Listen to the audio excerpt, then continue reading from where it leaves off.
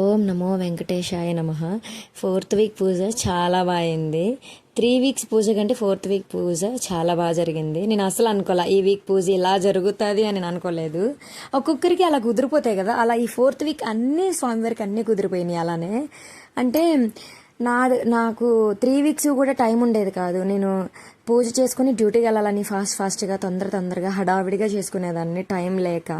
కానీ ఈ వీక్ నేను హాఫ్ డే తీసుకోవటం వల్ల చాలా టైం ఉంది నా దగ్గర అని చాలా ప్రశాంతంగా కూర్చొని నిమ్మలంగా అన్నీ చేసుకున్నాను ఒకటి. అందులోనూ మా అత్తయ్య నాకు ఈ వీక్ హెల్ప్ చేయడానికి వచ్చారు.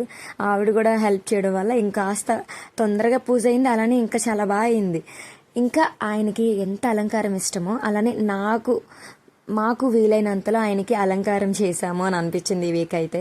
ఆ వైట్ కలర్ పూలమాల అప్పటికప్పుడు మా అత్తయ్య కుట్టిచ్చారు. ఆ మాల వేయగానే స్వామివారు ఇంకా అందంగా కనిపించారు. ఆ దీపం వెలుగులో ఆయన చూస్తూ ఉంటే ఇంకా చూడాలి అనిపించేలా కనిపించారు ఆయనకి ఎంత అలంకారం ఇష్టమో.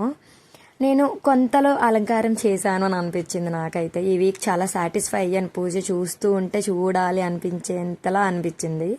ఇంకా తర్వాత పూజ అంతా అయిపోయిన తర్వాత మా అత్తయ్య ఒక హాఫ్ అన్ అవర్ అలాగా భజన చేశారు. స్వామివారి అంతా కూడా భజన చేసి పాటలు అవన్నీ పాడారు.